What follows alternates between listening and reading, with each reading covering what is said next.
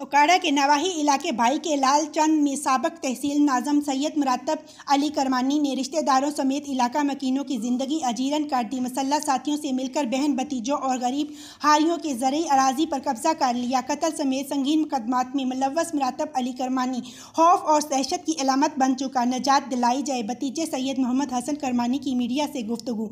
मज़ीद जानते हैं अपने नुमाइंदा इश्तियाक अहमद जट से। जी, ओकाड़ा की मरूफ सियासी व समाजी शख्सियत सैयद मोहम्मद हसन करमानी ने प्रेस कॉन्फ्रेंस करते हुए कहा है कि साबिक तहसील नाज़म दीपालपुर कतर और नजायज कब्जा जैसे संगीन मुकदमात में मुलव्वस रिकॉर्ड याफ्ता मुलजम सैयद मुरातब अली करमानी ने न सिर्फ अपने रिश्तेदारों बल्कि इलाका के गरीब मकीनों पर मुसल्लह अफराद से मिलकर जमीनों पर कब्जा करना, तशद्दुद और झूठे बेबुनियाद मुकदमात के अंदराज कराकर खौफ और दहशत की फजा कायम कर रखी है।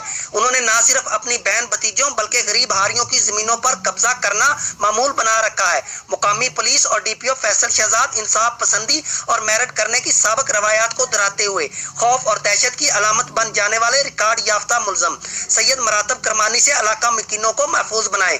उन्होंने मजीद कहा कि अगर उनकी फैमिली के किसी फर्द को जानी या माली नुकसान पहुंचा तो जिम्मेदारी मुरातब करमानी पर ऐद होगी। दूसरी जानब इलाका के मकीनों ने एहतजाज करते हुए डीपीओ ओकाड़ा से फौरी नोटिस लेने का मुतालबा किया है। Ishtiaq Ahmed Jat, district reporter, QBN news, Okara.